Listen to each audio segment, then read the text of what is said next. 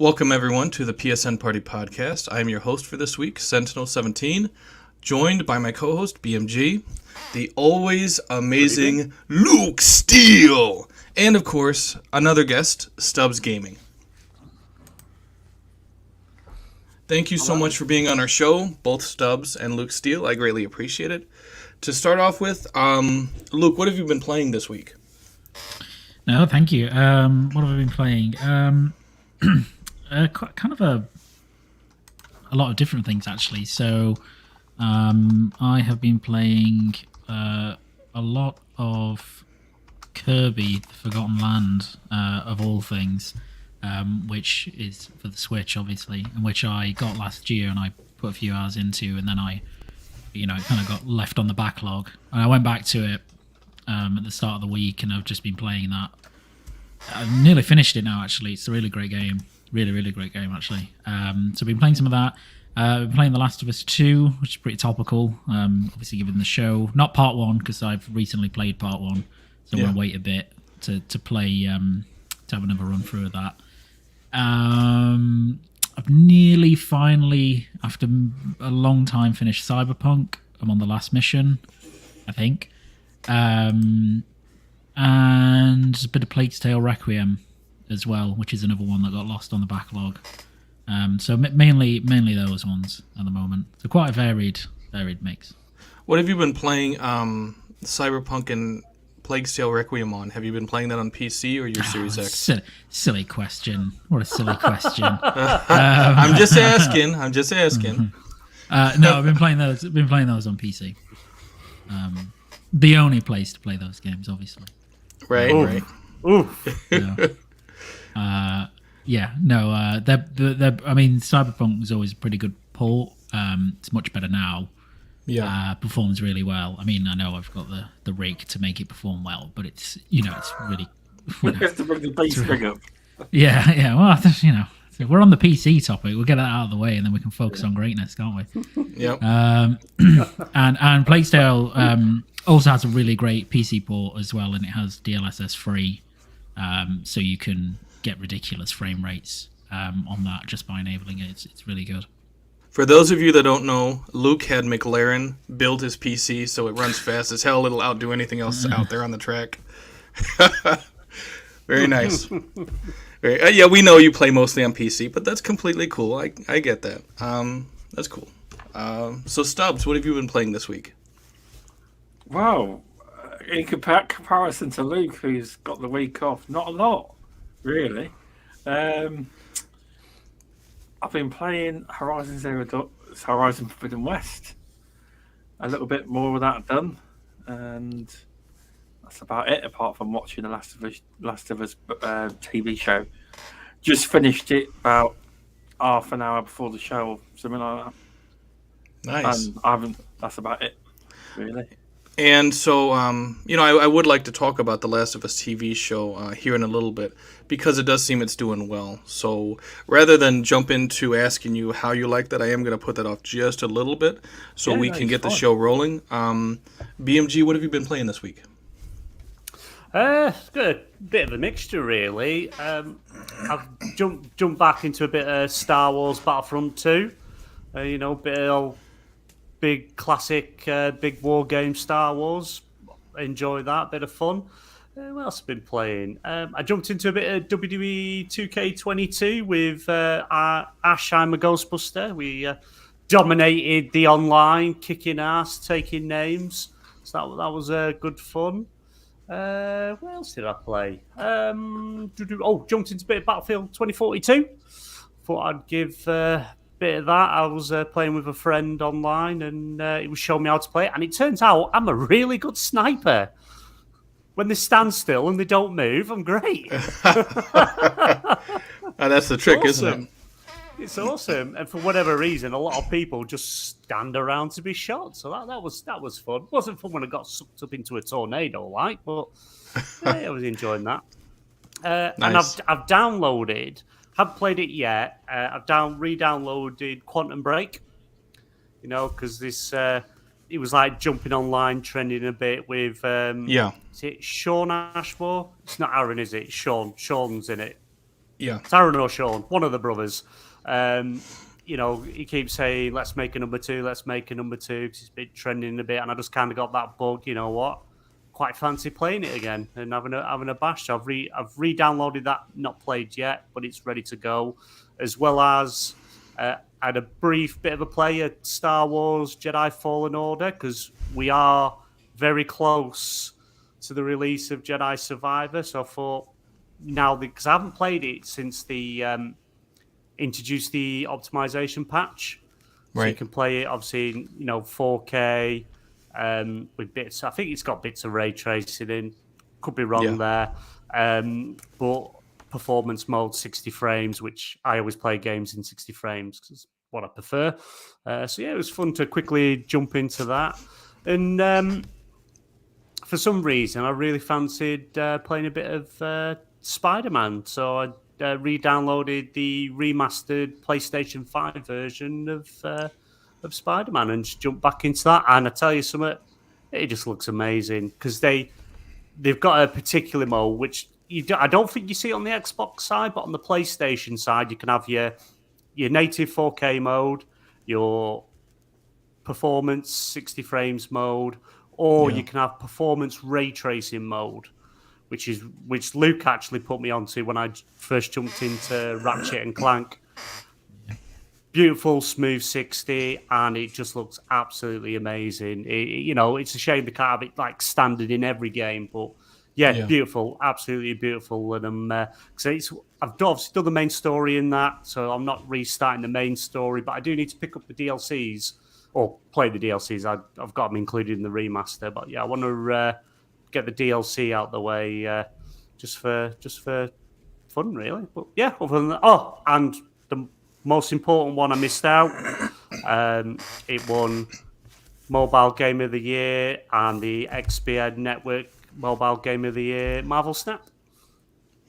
Oh yeah, I've been playing that too. I forgot to mention that one. BMG, you keep it up, and they're gonna start sending you free stuff. Hey, BMJ. I messaged him and asked him. I says, look, I really like Marvel Snap. I says, can I have a Marvel Snap T-shirt that I can wear on a podcast? So I'm waiting for a reply. Well, I've spent some money. You know the welcome pack for $2.99. I bought it. Oh, you picked it up? Or you the Captain America card? Oh, it's worth it. That's it. Get a load of stuff for $2.99. Yeah, it's good. It's good. Nice. And they're introducing end of this month PvPs coming in, so you can, instead of obviously just getting played with random people, you can play with friends. So Stubbs, I'll look forward to kicking your ass on that. You probably next month. Nice. I still haven't. It's like I thought about the whole mobile game, but aside from something like Plants vs Zombies, I don't know if I could really get into it. Once you go Marvel, there's no other rival. I knew you were gonna say that. Yeah, I might try it out just because you talk about it so much. Just kind of how so many people were talking about Vampire Survivors, and I checked it out. But again, it's a mobile game, so I kind of feel like towards mobile games how Luke Steele feels towards the console peasants. Where he's like, 30 frames per second, peasants. And I completely understand, though. I completely get it. This week, Luke's like, you 60 frame per second peasants. Yes, that's the real peasantry. 60. It's all about 120 frames per second. You got to get at least 100 now. Yeah. I'll be experiencing this soon. Yeah, and then Stubbs will get his computer and it'll do like 30 frames per second and struggle, and He won't. Luke's had a look. As long as I don't want to run 4K, beat like real highly graphical games, I'll be fine. Right. Probably. Nice. Do you get a free bike? You've got a pedal to charge it up. The faster your pedal, the higher the frame rate. Wow. That would probably be a good thing for some people, I think.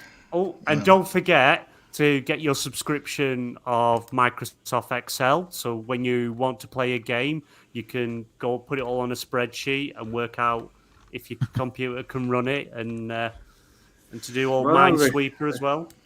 Well, they need the money with all the layoffs they've had. Sorry, that was not funny. Sorry. It's all good. Sorry. We kind of expect it with you, Stubbs.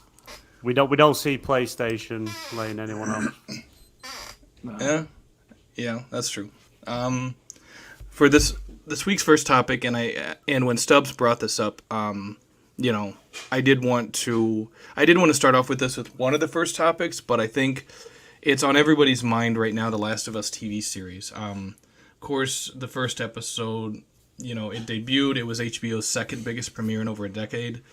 And I think it surprised a lot of people because normally when you get an adaptation from a video game to either a movie or television show, it doesn't necessarily, it doesn't translate very well. Just because of the length of games and kind of what you can experience in a game. A lot of times the directors and the writers responsible for conveying that to different mediums, it seems like they don't necessarily understand what makes those video games great. Fortunately for many of us who are a fan of the series, The Last of Us TV series has really done right by the video game franchise. It's exceptional. Some people are even saying it was better than The Last of Us video game. Stubbs, obviously you had mentioned that before, so I want to come to you first. What were your thoughts when you watched The Last of Us TV series? Right. Well, this is the first time I'm actually going to praise Sky. It's actually a benefit that I had Sky because I was like talking to Luke and BMG. I was like, how do I watch this? And Luke's like, Sky Atlantic. Okay, I'll record it. But yeah, no, in general, it's a good TV show. I mean, as you mentioned, because normally adaptations of video games ain't very good. But see, the comparison between Xbox and Microsoft and Sony is Sony's in the movie business. Yeah. They make TV shows. They know what they're doing. Yeah. In general, so they, from what I understand, they just don't license their IP out to a third party to do. I believe Sony Halo? would have made. Well, Halo was licensed out. I'm just saying that I don't think. Is that right, Luke? In The Last of Us, it wasn't just licensed out, was it? Did they have some hand in it, Sony, to make sure that IP was handled well? Seems that way. Yeah, they did because it's adapted for television by Craig Mazin, who made Chernobyl, but also by Neil Druckmann. Did you not see his name in the credits? I wasn't looking. Neil Druckmann, Hideo Kojima TV show. Dr. Octo. I wouldn't be surprised to hear Kojima's name was in the thing. Yeah, drop it in there. Yeah. But yeah, whereas no. I think, I think I was just going to say, I think on the Halo show, I think one of the issues was that I don't know how much oversight Microsoft actually had on that. I mean, the showrunners said that they didn't really, Already. look at the game, as in like they took basic premises, but it was all their own thing, and that's can work, but I don't think it did. Anyway, sorry about that. No, that's good. After Stubbs is done, I would like to hear your thoughts, Luke, on the Halo versus The Last of Us. Go ahead, Luke. I'm sorry. Go ahead, Stubbs. Let Stubbs finish his thoughts. I'm sorry. I'm used to only having Luke on our show, so having Stubbs, I'm sorry. Don't mean to treat you like a fifth wheeler. I apologize. Yeah. Go ahead, Stubbs. Yeah, thanks for that, Luke, and about The Last of Us. But yeah, no, in general, it seems that you're probably going to get more and more shows come out now from the PlayStation IPs, because I don't know how, but they're making a Gran Turismo show as well, and Twisted Metal too. And you will see Destiny something.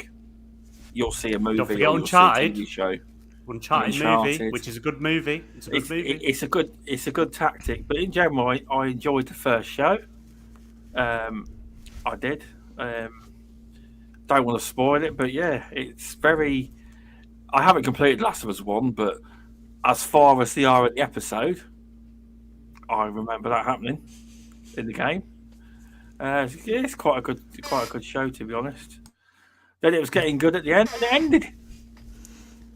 Well, yeah, they got it's called a cliffhanger. You know, they got to keep you coming back for more. Obviously, yeah, but in general, I'm not very good at saying how good a TV show is. But in general, I enjoyed it. I thought it was very good. I thought it was quite a high bar, especially for the first show. I think it's going to do really well. It's a clever move. It was on their part for making the Last of Us TV show, which I don't, because I skipped the adverts when it was on live at 9 on Monday. I recorded it. I don't know if there was loads of Last of Us adverts in, but Luke and BMG tell me there was loads of adverts in there, so that works well. That does. I didn't have any adverts because I've got Sky Glass, so and I get ad skipping. I don't lower myself to Is that adverts. one of the benefits of Sky Glass? I didn't even know that you get like ad skipping. That's quite a good benefit. To be fair, they just take them out. It's great. Oh, nice. I had to sit through ads like a peasant, like some sort of TV peasant. I could just press fast forward because I've recorded it. Yeah, I couldn't do any of that. I couldn't do any of that. Not lowering myself to pushing a button on a remote to skip adverts. No. Makes sense. Luke, what were your thoughts on The Last of Us? Well, 2 questions. Obviously, what were your thoughts on The Last of Us TV show?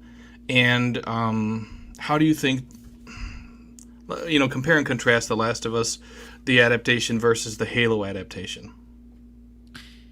Yeah, I mean, in terms of the show, I thought it was, it's only 1 episode in, obviously, but it was excellent. Like, it's very, very, very good. And even if you approach it from forget about how good of a video game adaptation is it a good show? It's a very good show. Yeah. And I think that's been borne out by the kind of, critical scores that have come out from it, from people who have seen the whole thing. It's some ridiculous rating on Rotten Tomatoes and stuff like that. So clearly it's very good over the course of the full thing.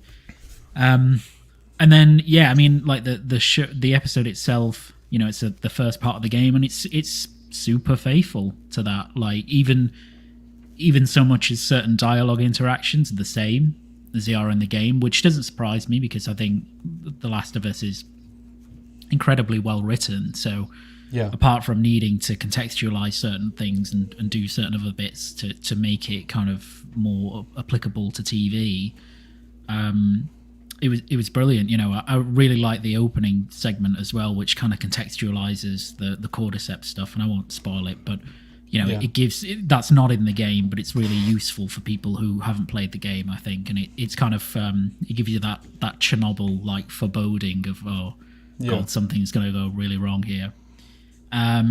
So that was great, and the casting's just like excellent. Like, it's super good. Pedro Pascal is amazing, as you'd expect him to be. I think he's pretty much perfect. And Bella Ramsey as Ellie really surprised me, because I think one of the difficult things for Ellie is that Bella Ramsey is so distinct looking, if that makes sense. Like, she has such a different face to the face model for Ellie. That I didn't know if that was going to take some getting used to, but she kind of weaves into Ellie like instantly, and she does feel like her, which is really, really hard to do and really impressive. Right. So it's great. And I mean, compared to the Halo one, like the Halo one it's not standalone dreadful, I don't think. It's just that it's not very good.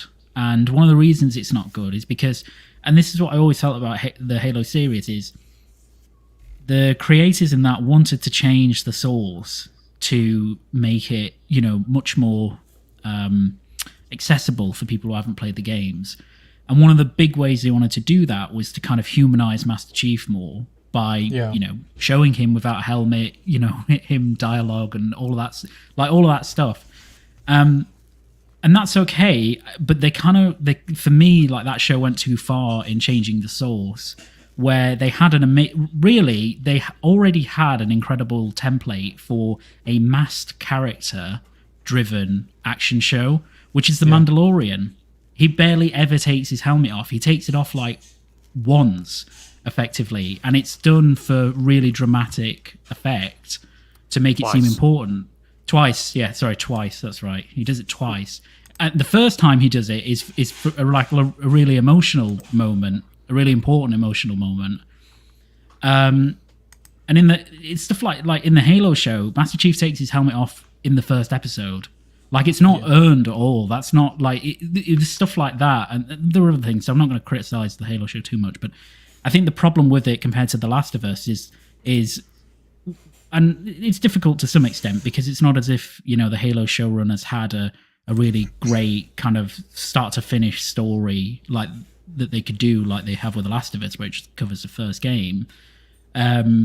But I think the problem was they were trying to change it so much that it kind of lost a lot of what makes the Halo story really great, a lot of the mystery, a lot of the intrigue behind it. Yeah. Whereas this, I mean, you know, they're adopting it quite faithfully, very faithfully, and the bits that they're adding are either to contextualize what's going on or to flesh out things that are already in the show.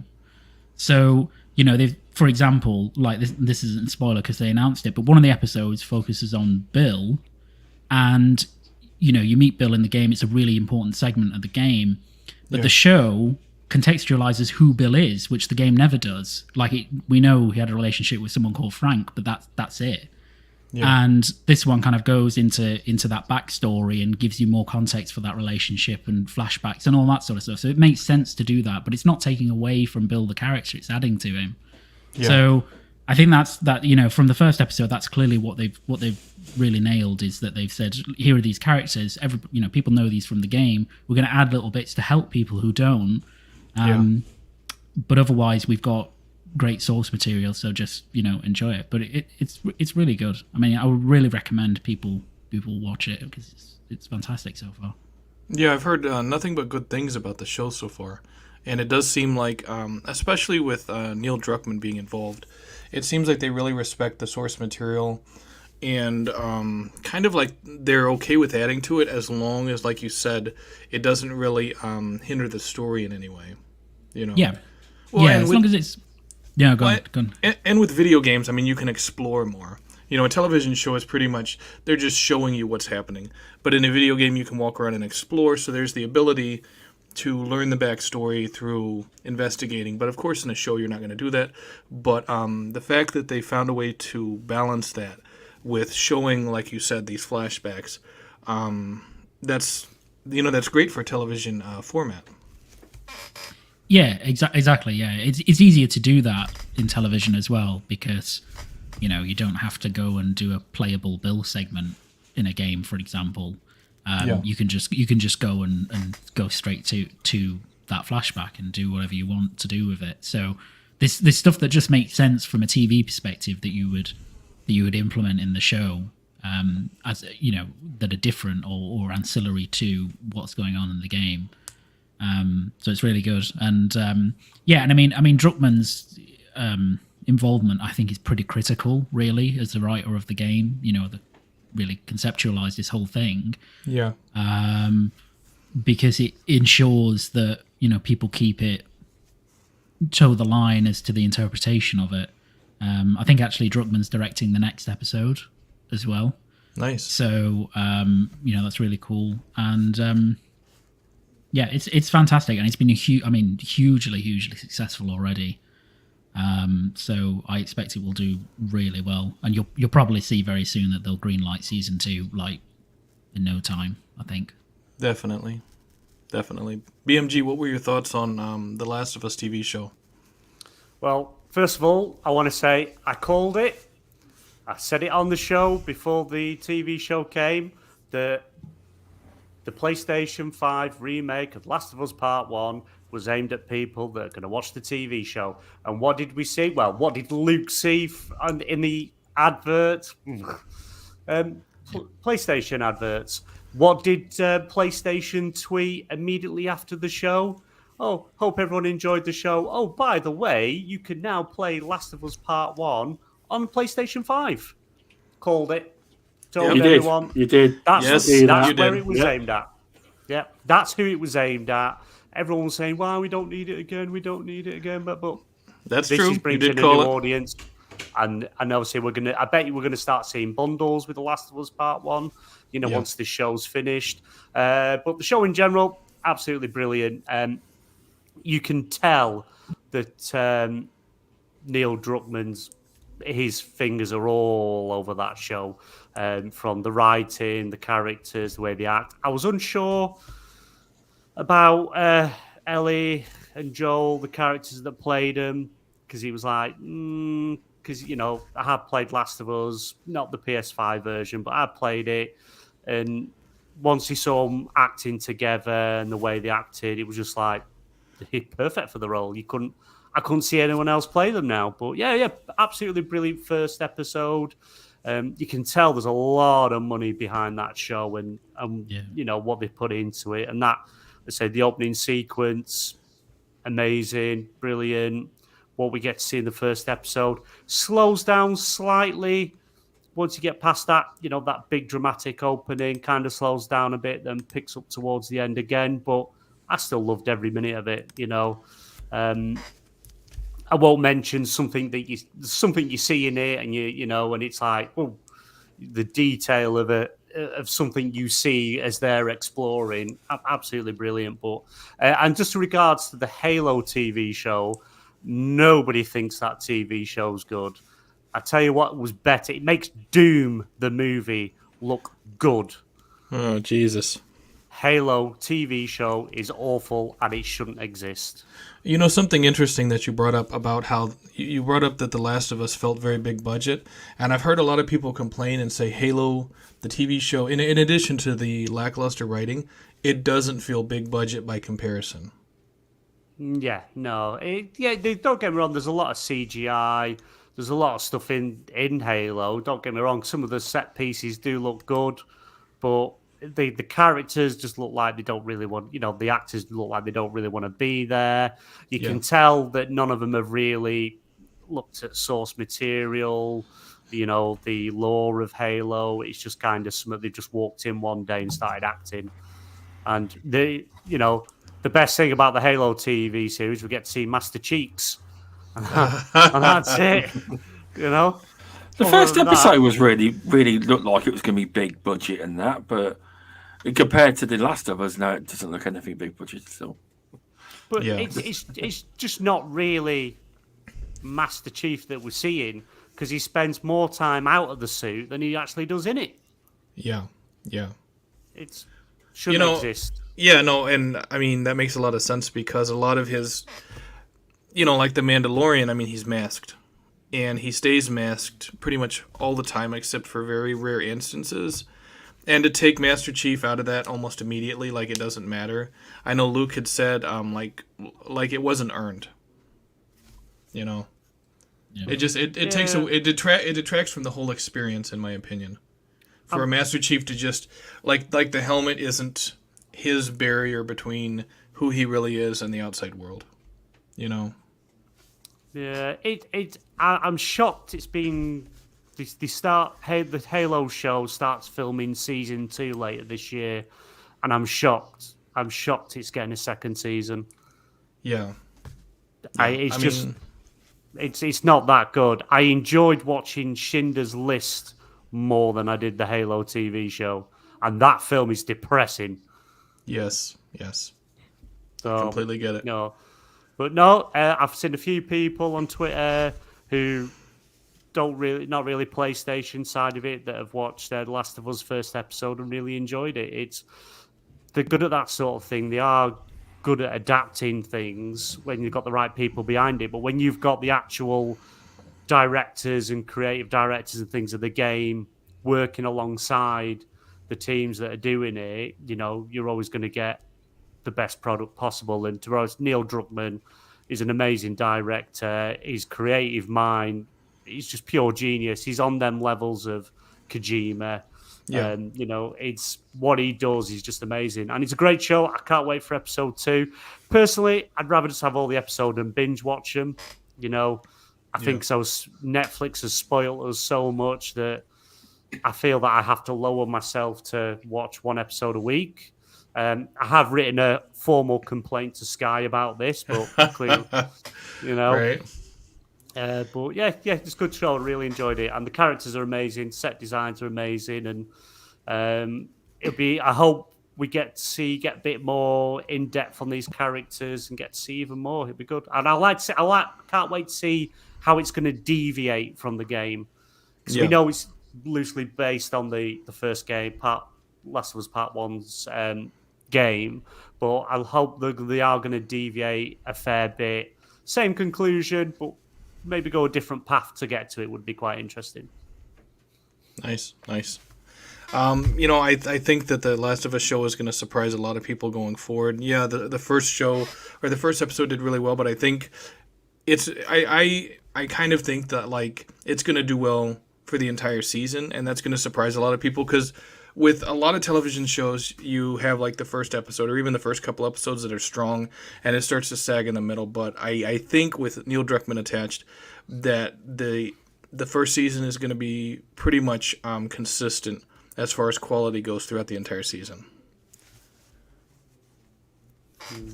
Yeah, it's just going to be. I think every episode is just going to get better and better. We're just going to see more and want more. But yeah, it's almost guaranteed because obviously we've only having 2 games. Last of Us Part 1, Last of Us Part 2.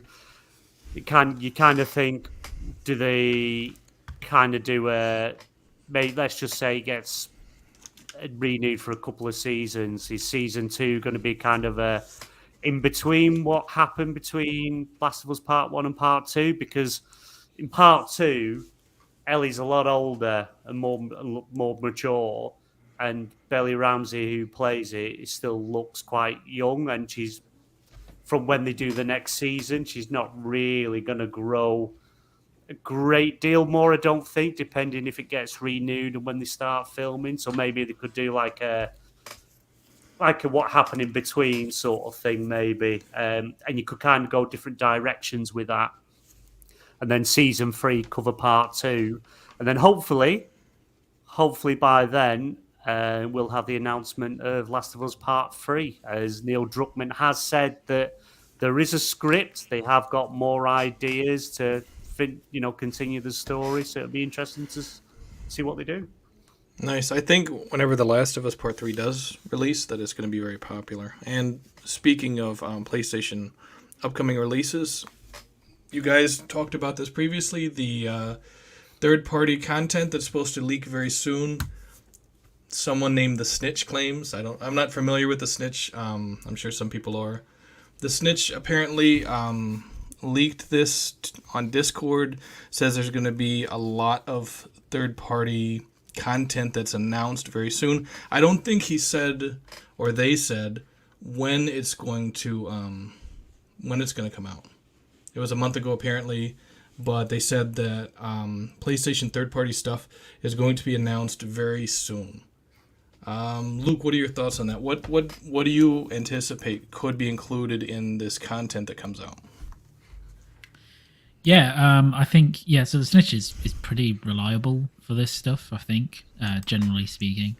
I think it's been a while since we've had a state of play, so I guess that would be the thing that is coming. And some state of plays in the past have focused on third party, so it seems natural that that's what he's hinting at. So I hope we get something soon, maybe in February. Or something like that. Obviously, after Xbox do their stuff. And I mean, in terms of content, it could be anything, right? I mean, take it as given that anything that PlayStation third party wise has marketing with could make an appearance. So stuff like Resident Evil 4 remake could be there. Silent Hill 2 remake. I guess Final Fantasy 16 as well, because it's third party, even though it's exclusive. Yeah. I think they typically have quite good third party shows, and it doesn't necessarily mean that's the only thing that they will have there. Yeah. Because they had that state of play a few months ago where they said we're going to focus on third party, particularly from Japanese developers, but then they had some first party stuff at that show. At that state of play.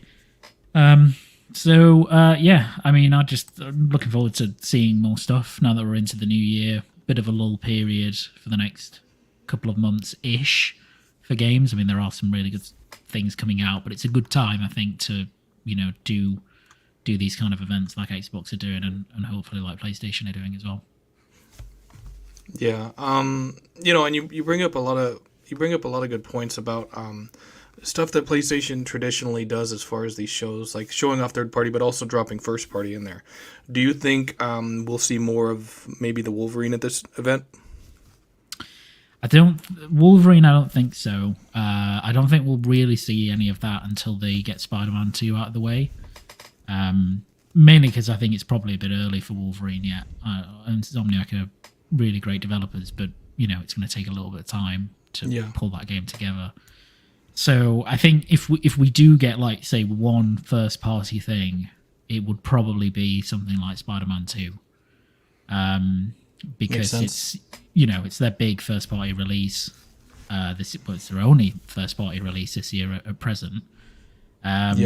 It's a huge game for them, obviously, and they're very confident about hitting the date for later this year. So I think that it's more than likely that would be the one first party thing. Maybe there'd be other surprises, but I'm interested to see when they do like a PlayStation showcase, because I do feel like they'll do that again at some point. In terms of their like a big blowout of first party stuff that's kind of been overdue, I'd say. Not overdue, because last year they had such a good year in terms of releases. They didn't really need one. So like instead of an E3 event, basically. Yeah, exactly. Instead of an E3 event, which is what they do now anyway. They have these showcase events. They didn't have one last year, but they did the last 2 years before that. Right. So maybe that's coming up as well, but they tend to do that later in the year. So maybe that wouldn't be this next thing. I think the next thing is a state of play. Definitely. And especially with Xbox's event coming up January 25th, you got to know that PlayStation is paying attention to, if they're not paying attention right now, they will be paying attention after they start talking about some of these games. Because I do want to point this out that PlayStation kind of has stolen Xbox's thunder before. What was it? Death Stranding, they released a trailer right before Xbox was supposed to announce something. And so it took everyone's attention away from, what Xbox was trying to show off. Yeah. I think they won't want Microsoft to have like all the attention in terms of events and shows and that sort of stuff. I think there are times where they're quite willing to do that, but I think start of the year it makes sense to do a showcase of some sort. Doesn't have to be a big PlayStation blowout, but it can be focus on third parties, maybe some cool announcements, and then maybe one or two first party things, just to keep the ball rolling, so to speak. Right. Stubbs, what are your thoughts on this rumored event? So everyone knows I'm always got a controversial opinion when it comes to insiders, but the snitch in general, he's got a good track record. He does get a lot right. He does, and there could be a lot on the cards. I read in the article they're suggesting that there could be a possible Metal Gear Solid remaster. That is what they're saying. Who knows? Remake. If it's true. Yeah, remake. Well, I'm reading the article. It actually says remaster in the article he's provided. It says remaster. It does. Oh, it's probably a different article. No, it's that. There's two. One's Metal Gear Solid Rising, and the other one's the original Metal Gear Solid. Yeah, the Insider Gaming website, it said Metal Gear Solid Remake. Oh, okay, it says remaster on my screen. Okay. We're not really going to know whether it's a remake or a remaster until they officially announce it, though. So there is that. That's true. But no, yeah, it should be good. They'll probably show off the likes of... I don't know. Final Fantasy Remake should be due, Part 2, should be due now to be unveiled or shown off by now. It's been a good few years, hasn't it? 3 years? Yeah. Is that about right, Luke? I can see Luke's about to answer. He's trying to think Yeah, now.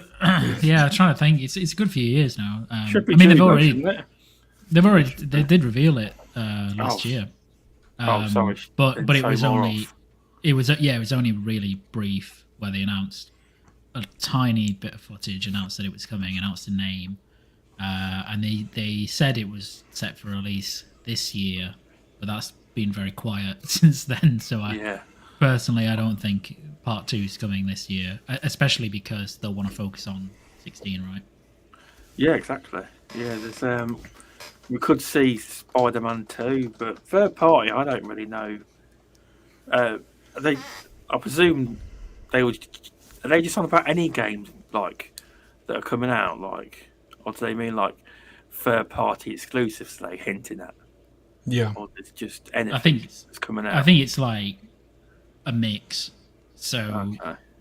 Stuff that is third party but is exclusive, like Final Fantasy 16 or Oh yeah. Silent Hill 2 remake, but also just Hogwarts, for example. If it was before that game comes out, it would absolutely be at that show because PlayStation have marketing rights.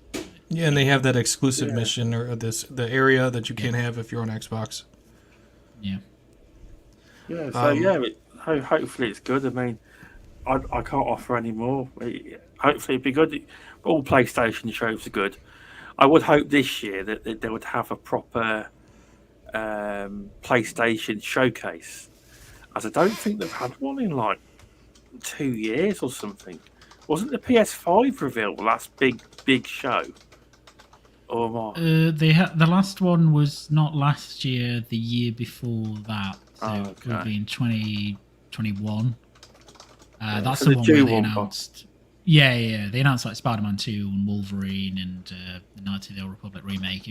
That's the last showcase they had. So they could have it is one this year. due. It is due. Yeah, I mean they should do. They should do by now. But yeah, apart from that, I can't offer much else. Sentinel. BMG, your thoughts? What do you expect to see at this PlayStation showcase? Well, from when we was on last week's show, that obviously rumours are circulating. There's going to be a PlayStation event in February. So this event of third-party content kind of ties into that. I think it's all connected, and I say the Snitch is seems to be a very on the ball PlayStation leaker. Some stuff he alludes to early, and then it kind of gets announced or dates are moved. So he's not always 100%. He does. Sometimes dates are wrong, but generally what he's talking about comes true. So I think we are going to get an event in February. I think we will get a mixture of like first party, but mainly third party. Like you say, probably see a bit of Spider-Man 2. I'm hoping we may even get a tease from Sucker Punch for Ghost of Tsushima 2. That would be nice to see a bit of a tease of that because, they've been quite long in development now. So, and they've been very quiet, very quiet. And like I say, one of the articles that we put in the Discord for topics is the Metal Gear Solid remake is teased to be announced February, March time. So that could actually tie into this PlayStation event because it is third party. Konami has teased that there's going to be a lot of IPs coming back this year. Going to see a lot more. I think it was November, might have been late November, early December. They kind of teased some games coming this year. So whether it's Konami themselves actually working on it or Blue Point, they could have licensed the IP out. I'm not 100% sure, but I think Metal Gear is quite a ringer to be in there. Wolverine's not. You're not going to see that. Final Fantasy 16 is probably a given. Final Fantasy 7 Rebirth. That to me is probably a back end of the year kind of announcement. I don't think we'll get that anytime soon, but. And maybe we'll get a first look at this Twisted Metal game that moved studios. Yeah, I can't remember who it moved to because they took it off went, one studio. It went from that Lucid, who That did Destruction All Stars. That's it. That's the one. Yeah. And it's now apparently with Fire Sprite.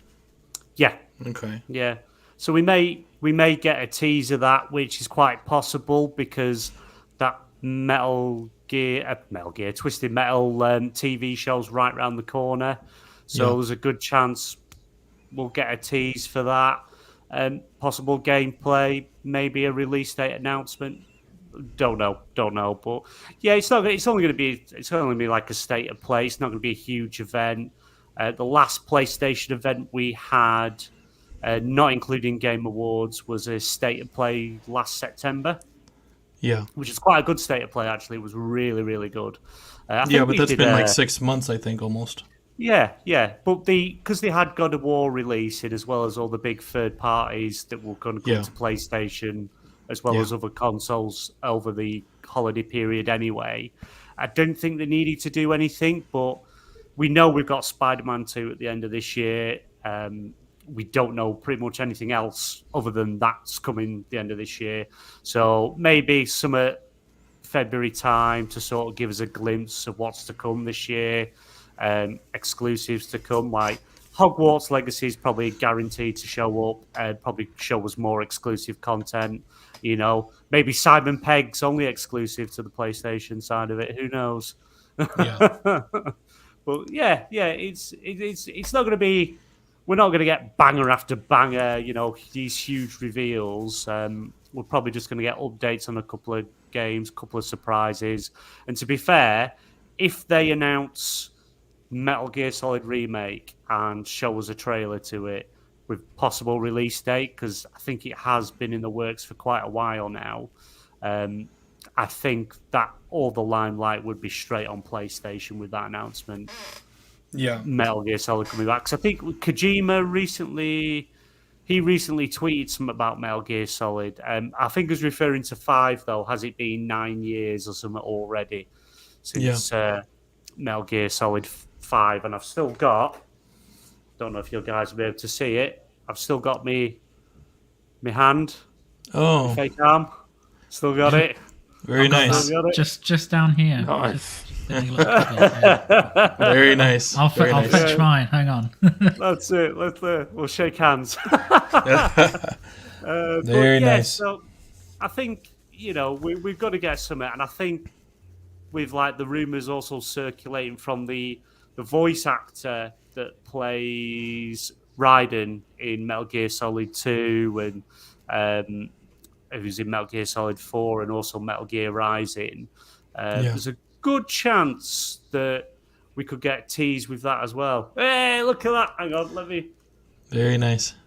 give you the old thumbs up there.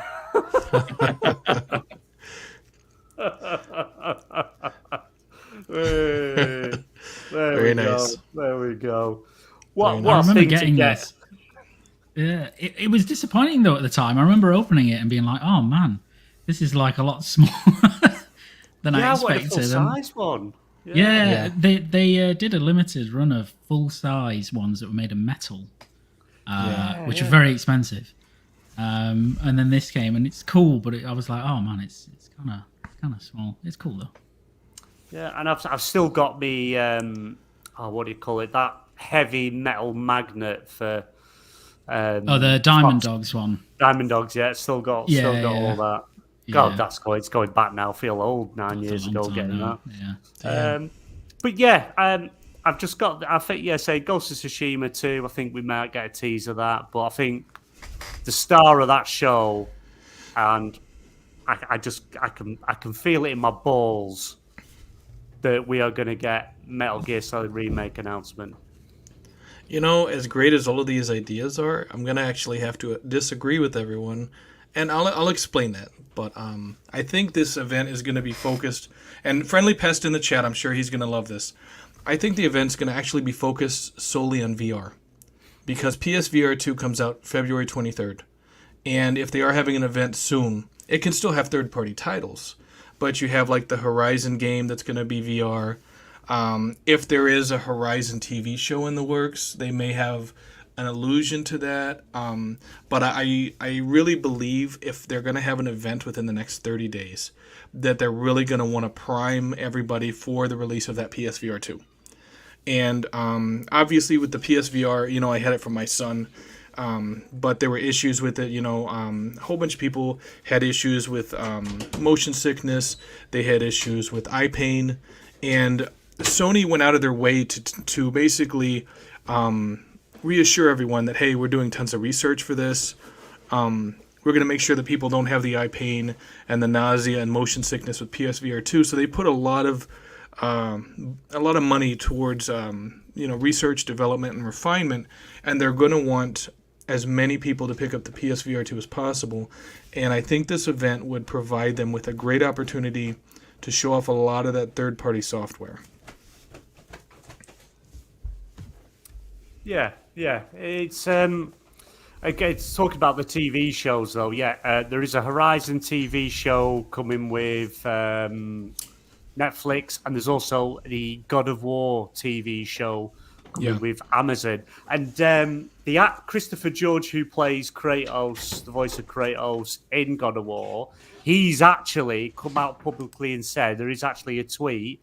He wants Dave Bautista to play Kratos. I could see that, but I mean, I'm not sure if he is a good fit for Kratos. I think he's a better fit for someone like Marcus Phoenix, to be honest. Yeah, but I don't know. I didn't like him in the what was that series that Stubbs goes on about all the time. That's the same game about 20 times. That Gear game, whatever it's called. Gears of War. That's the one. Yeah. I didn't think he was that good in that. I mean, I don't think I didn't buy it.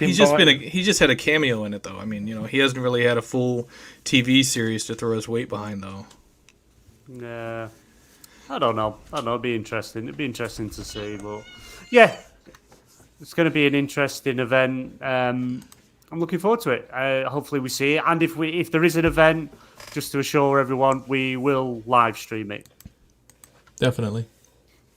There was also another bit of information. Sony actually released a new trailer highlighting the most exciting games coming to PlayStation consoles in 2023, from innovative indies to cutting-edge blockbusters. Have you guys seen this trailer yet? I think I saw it. Yeah, I think it was yesterday I watched it. Yeah. I know it does mention some it's a lot of third-party titles, but of course it does include Horizon, Forspoken, and Spider-Man 2. And I kind of feel like there's a possibility with them showing this could be a teaser for such a leaked event. I know they're really pushing games that they have some type of exclusive, whether it's exclusive content or just licensing rights. It feels like they're choosing specific games and not just doing like, and I hate to diss on Xbox for this, but Xbox might show just games that are in Game Pass, but that they don't necessarily have exclusive content with. But it kind of feels like PlayStation is keeping it much more controlled as far as which games specifically they talk about. Yeah, it's a good showing, but I've just got this big feeling that we're going to get the announcement of the PlayStation show on the day of the Developer Direct by Xbox Bethesda.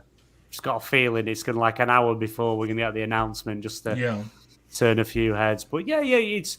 I think they've just given us showed us a trailer of games to come this year that have been announced, that have got release dates. We know that's coming. Then we're going to get a show, which we're hoping is going to be this February time, and then you're probably going to see day or two later, maybe even the same evening, you'll get another trailer of games coming in 2023, with the new announcements. So yeah, it was good though, because they do put quite a lot into these marketing and trailers. PlayStation have always been on the ball with the marketing. The social media side's awful. They're absolutely useless with the social media stuff. But when it comes to marketing a game, the Xbox don't even come, or even Nintendo, neither of them come close to what PlayStation can do. For God's sake, PlayStation had trains done in Spider-Man in New York to to sell the game. Everywhere I went before God of War came out, I've just seen posters, bus stops, buses, God of War, God of War, God of War, Horizon Forbidden West. So yeah. I mean, it was a good hype trailer. I'm not looking forward to Forspoken myself. The demo played absolutely dog turd, and yeah, I think that's going to be a very disappointing game, if I'm honest. Yeah, it seems like not a lot of people are talking about Forspoken. Luke, is that one that you're looking forward to picking up, or are you going to pass on it? Yeah, I don't know. It's I need to wait and see how it's received critically. That's a real wait and see game for me. Yeah. Yeah, the demo kind of deflated some of the excitement that I had for it. Not to say I didn't think the demo was absolutely awful, because I thought there was some good stuff about it. I think the combat's good. It's actually quite in depth, but it's good. I like the traversal. The world may or may not be interesting. That's a bit difficult to determine. But there's just I don't know. There was something that felt a bit lacking from it in the demo, and part of the reason is just because the nature of that demo was really stupid. Yeah. It was just, here's a big open space, go and kill some stuff.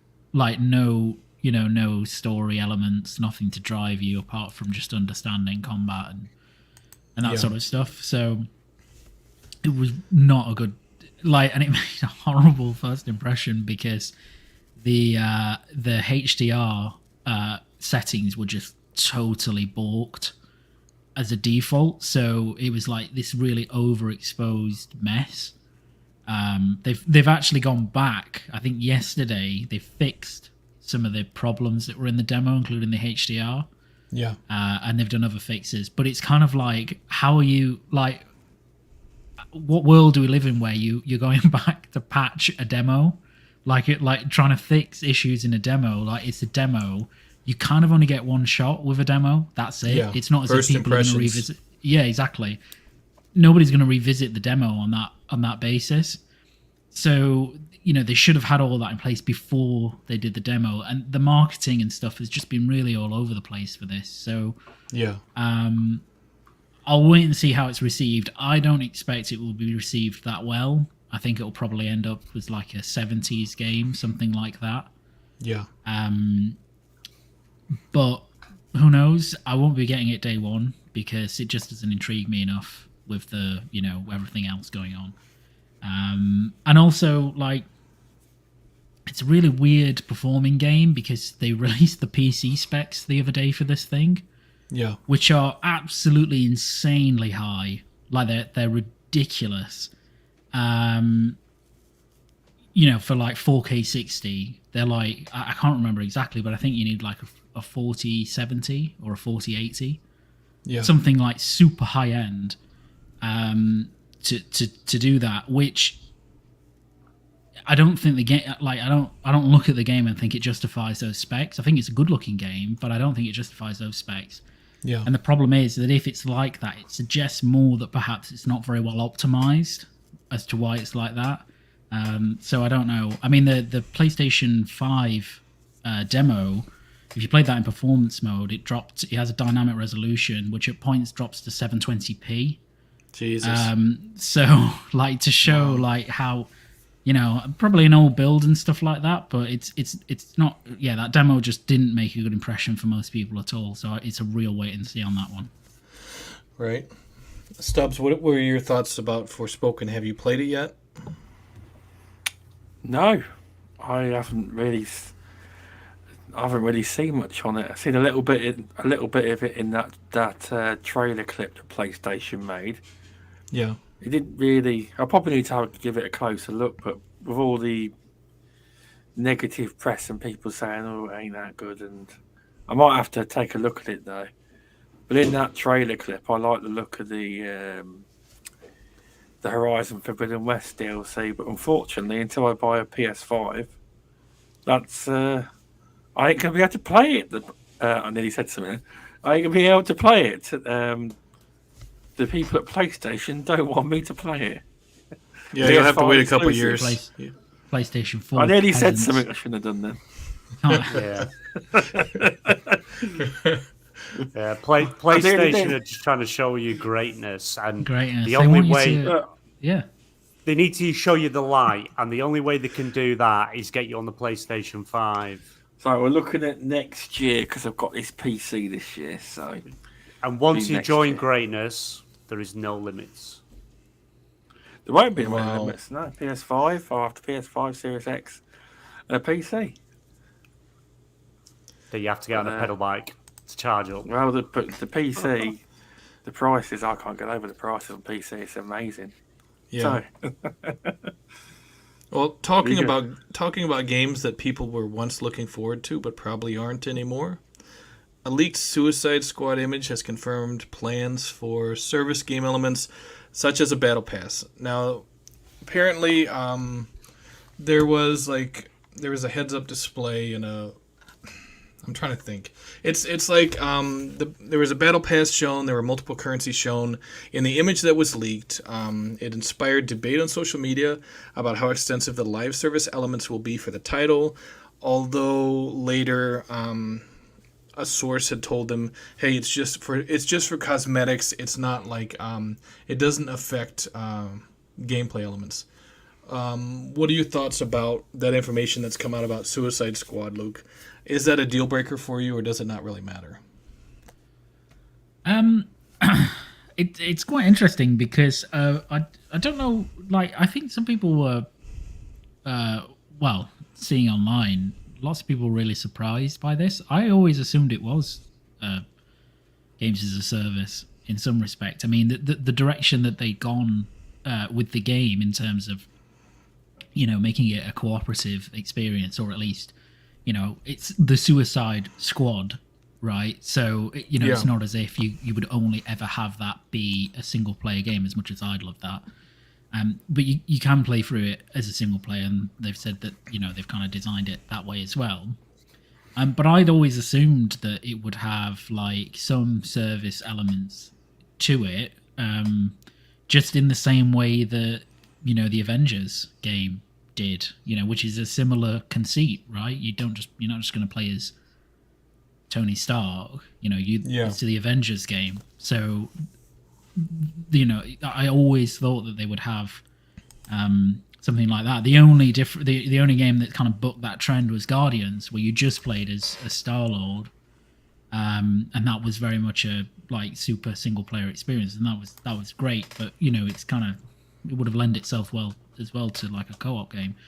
So when I saw the leaked image, which is real, I mean it's definitely real. I'm not surprised. It doesn't necessarily put me off because, I'll give Rocksteady haven't missed yet, so I'll always give them the benefit of the doubt until they do.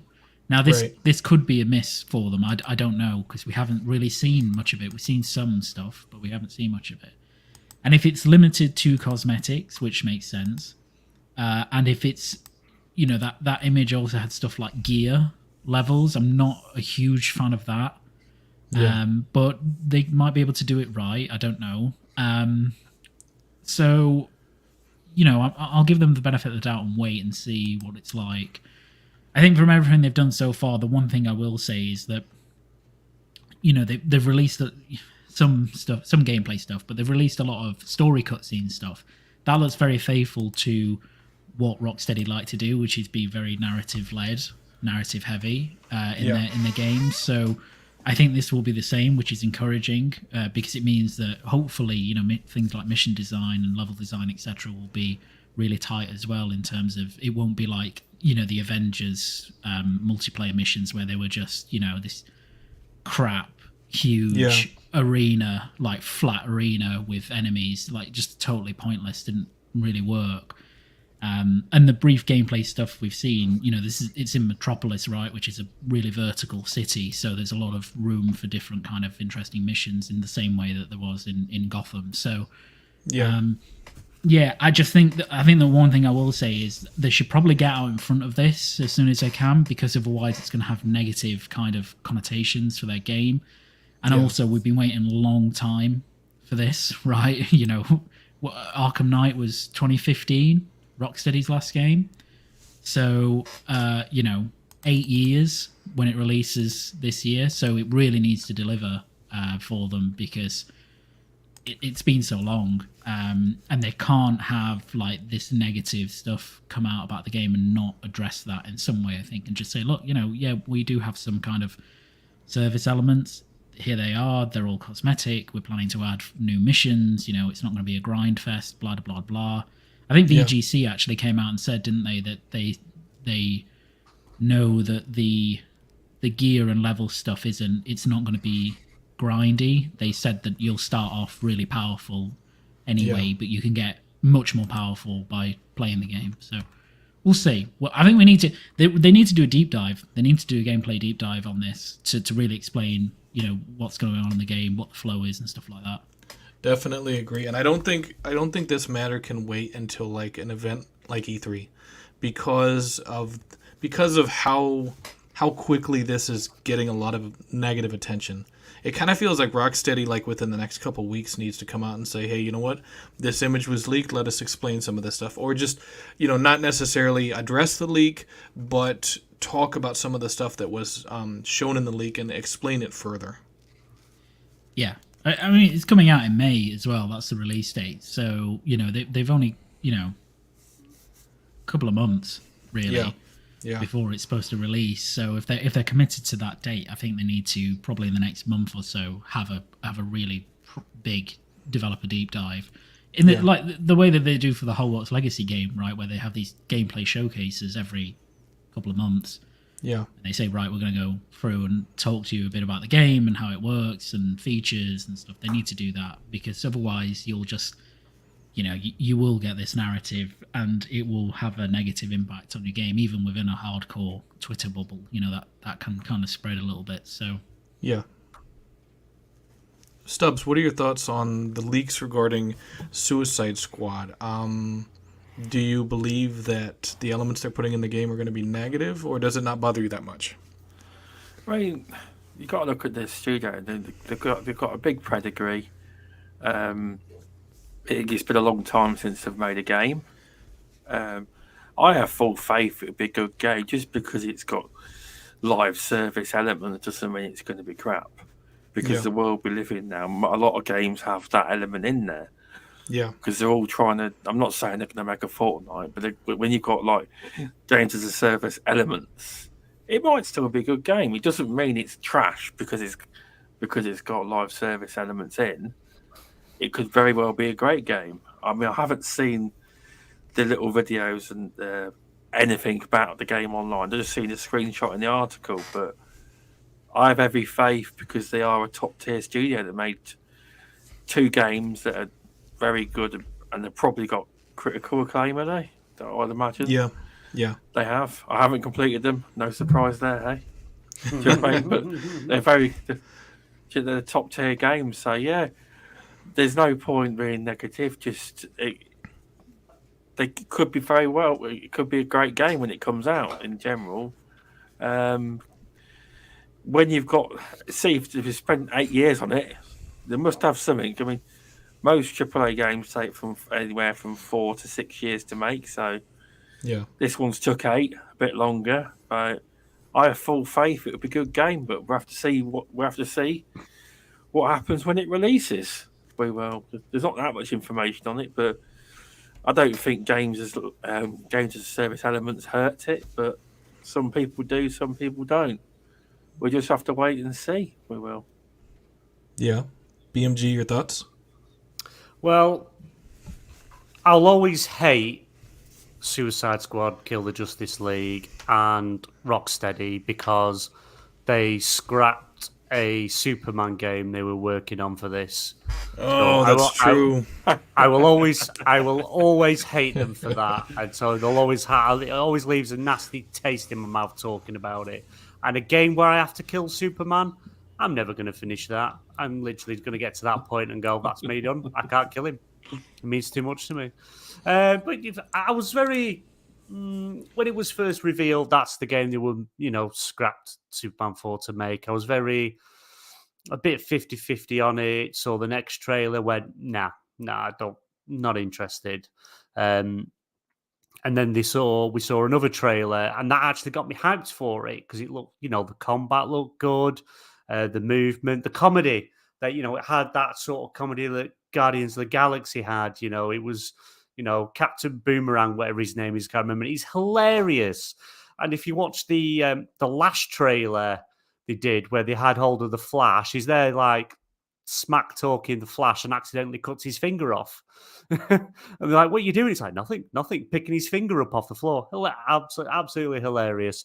In regards to the leak of what was shown, it's a shame because I think it's something that they've shoehorned in, and I don't think it's something Rocksteady wanted because they don't put them things in games. I think it's more, Warner Discovery that's pushed it because obviously the gaming division since the merger has been, constantly in hot water. They've sold bits off. They sold I can't remember the name of the mobile studio that they sold off. And it's been the rumors going around. They were looking to sell different studios off, sell IPs off and licenses. So I think this is kind of the compromise that they've come up with. Look, we can keep making money on this game by making it a live service type game.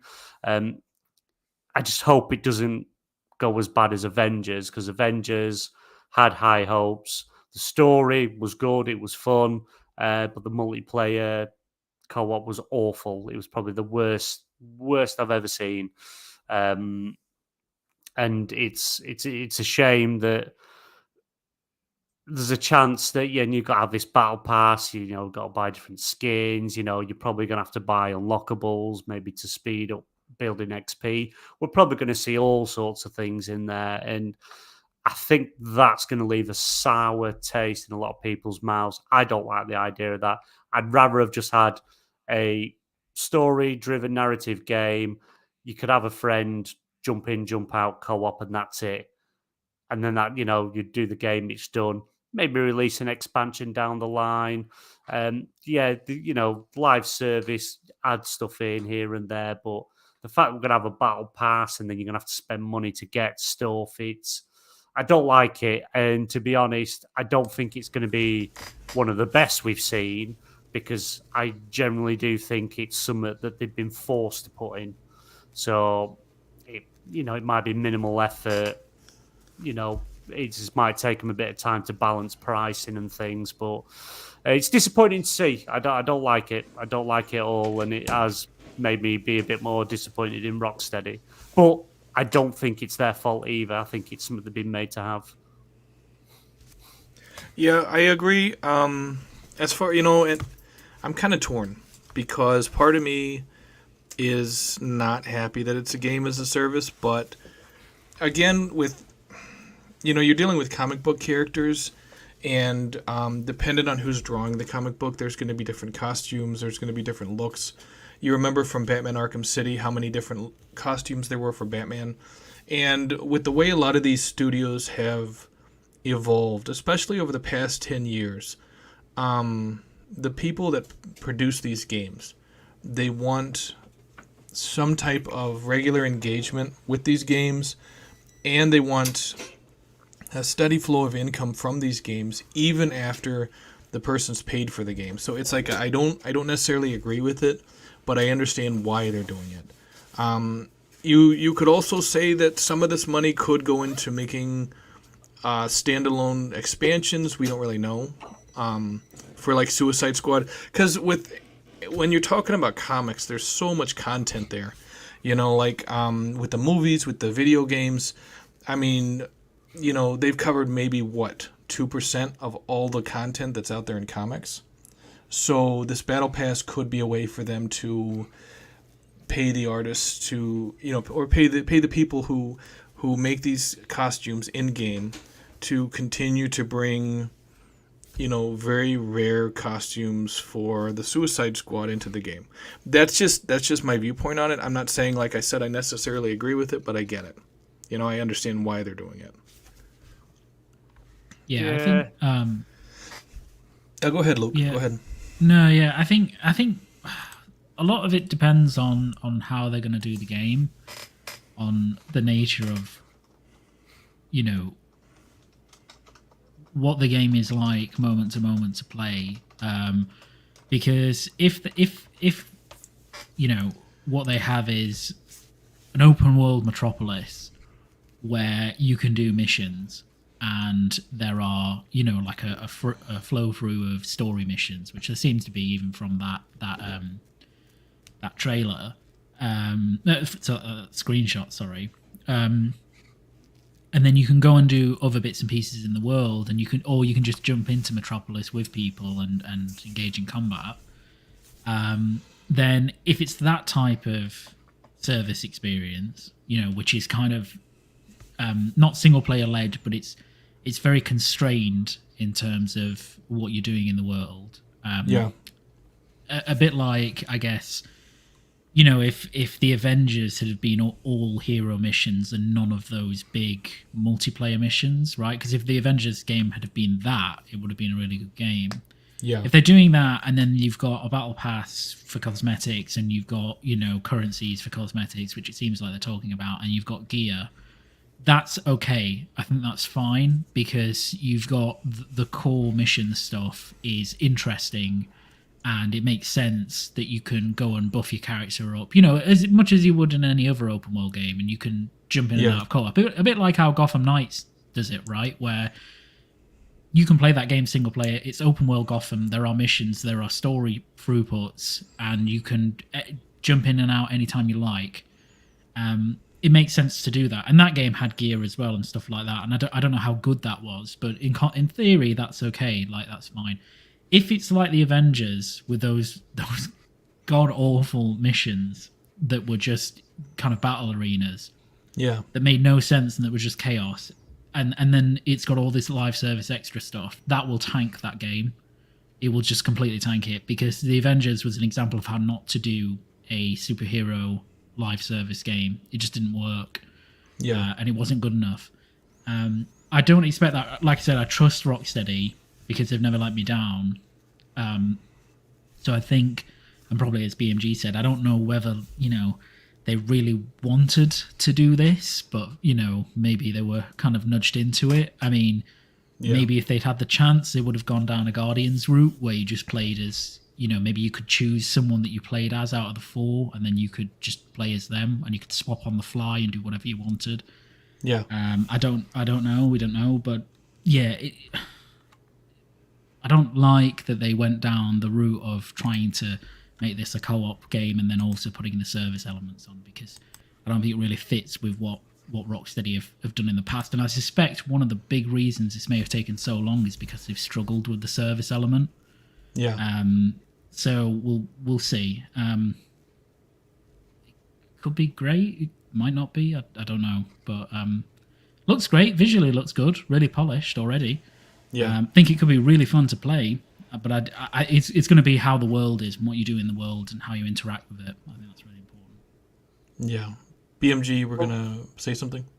I was just going to say as well, I can't remember what I was going to say before that's gone out of my head now. You know, my mind wanders. But the other side of it as well is, this is probably going to be a $70 game, and then you're going to have to pay for, we don't know pricing as of yet, but then you're going to have to buy a battle pass on top of it. So we could assume it's probably going to be anywhere between, let's say, $6.99, $9.99, roughly, somewhere between there for this battle pass on top. And then if there's any other like skins and that you can just buy straight away without earning through a battle pass, you just buy it. You got the cost of that as well. So it's quite a high price tag if you want the game and the battle pass. Maybe if they say if you pre-order it, you get the battle pass free, or the first battle pass free, because we're assuming it's going to have multiple battle passes over a period of time anyway. So we are getting the idea this is going to be a long-term game. And like I say, the amount of time they've worked on it is probably, they've got these things in place. I just hope they have more success than what Avengers did, because Avengers is literally is beyond live support now. I think there's only Greg Miller from Kind of Funny is the only person that plays it now. So it's kind of the game's just it's literally dying. But you look at the stuff that they keep offering, and they charge full price, and it didn't work. So, you also look at the lessons learned from Marvel's Avengers. Even a company like Electronic Arts has learned from that because they're making a single player Iron Man game. And it's kind of like it's like all these big publishers kind of pay attention to the others' mistakes and they learn from them, because it's not like EA made a superhero game where they dropped the ball. It was Square Enix that dropped the ball with Marvel's Avengers, and you see Electronic Arts making this single player Iron Man game, of course, that everybody's going to love, because EA is now on a roll and they've kind of figured out what they did wrong in the past and what others have done wrong, and they've learned from those mistakes and they're making better games now. Thanks to Respawn. If it wasn't for Respawn making Jedi Fallen Order, you wouldn't have it.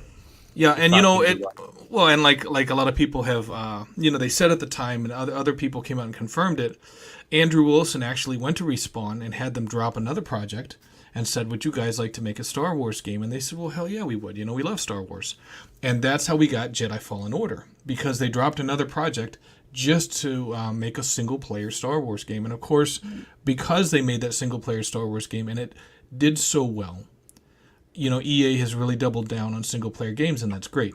They learned from their mistakes, but they also learned from Marvel's Avengers mistakes as well, And that goes into another bit of news that I wanted to talk about today. Unfortunately, it seems Ubisoft is not learning a damn thing because they keep making mistakes. Luke, I want to come to you first. The boss of Ubisoft said that it was on the employees to dig Ubisoft out of the rut that they are in. What do you think about that? It's sure was a statement that he made. Eva Gilmore said this ridiculous thing. This was after it came out that they were, the financial results weren't brilliant. They were downgrading their forecast for the next year. They were cancelling a few projects and kind of doing a little Ubisoft restructure. Yeah. And then he made this statement, which was just one of the most tone deaf statements I think I've ever seen coming out of that. Basically, at least on the face of it, kind of, placing a lot of the blame or the responsibility for Ubisoft going forward on the day-to-day development teams. Now, I think subsequently, because there was like an internal Ubisoft employee Q&A with Gilmore, and I think someone raised a question about this, and he apologized, and he said that he didn't mean it in the way that it was interpreted. He meant it in the sense of, something like, I need you and us to work together and really pull our boots up to kind of deliver on stuff going forward, not a kind of, it's only on you to do that.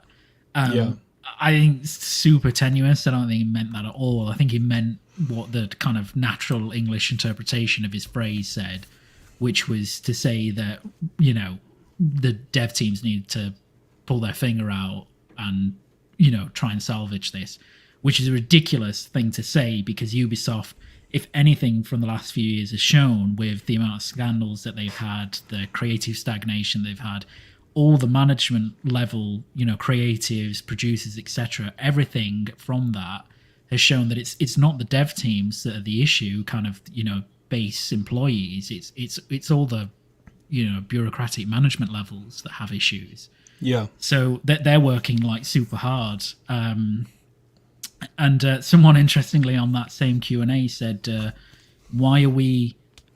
And it's the most poignant thing I think I've ever heard someone from Ubisoft say, which is they said to Guillermo, like, to his face on this call, why are we chasing trends when we should be setting them? Yes. Like, and that kind of sums up totally what the problem that Ubisoft have, which is that all they ever seem to do is try and make something that someone else has made very successful and got a big hit out of, whether that's a battle royale or an arena shooter or, free-to-play games. That was their big thing last year, right? Going all in on free-to-play stuff. Or NFTs.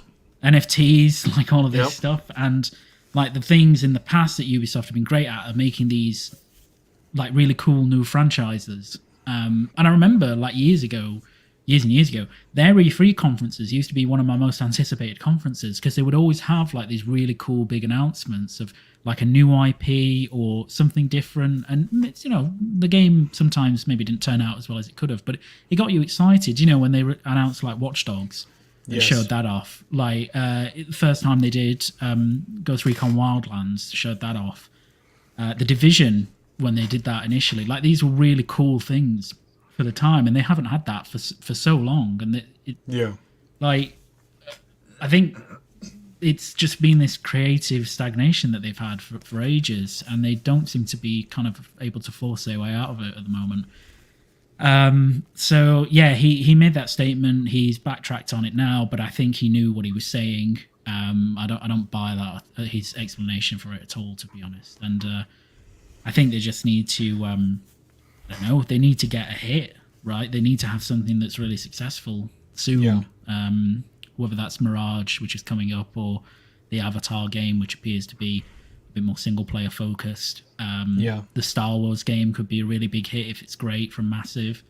But they need to do something because just nothing about them gets me excited anymore. Splinter Cell is probably the thing that I'm most excited for, and we've got no idea when that's coming, where it'll be, what it'll look like. So.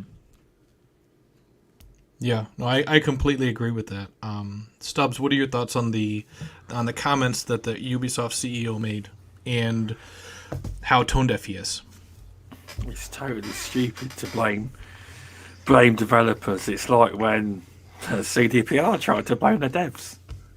You can't blame.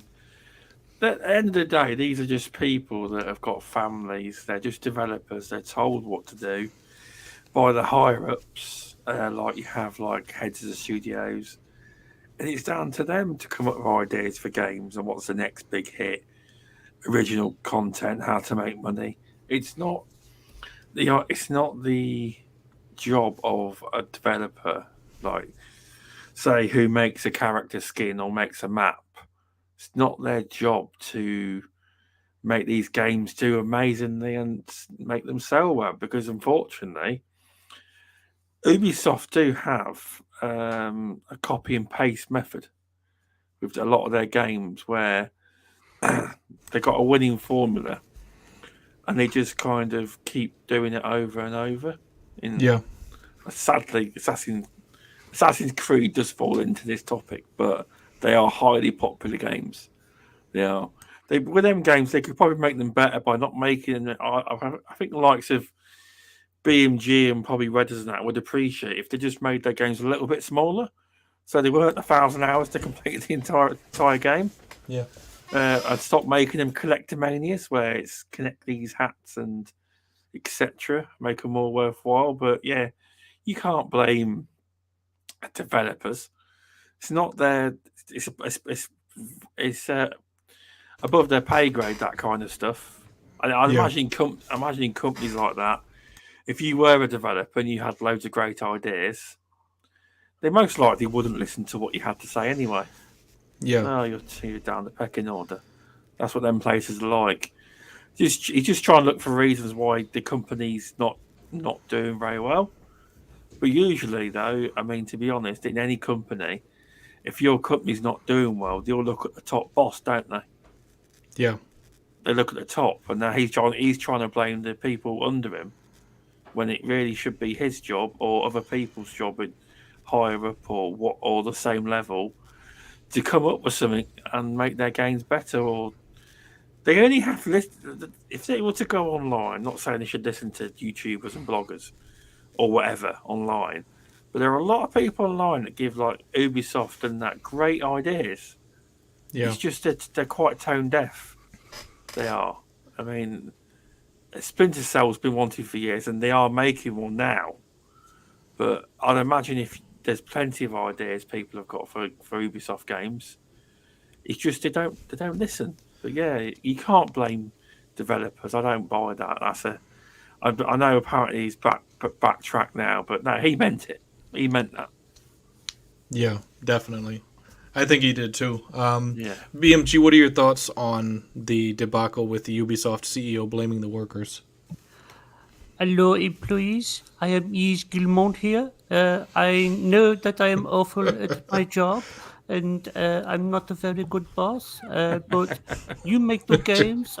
You don't make them very well, and I want you to work harder, abandon your families, and give your life to Ubisoft.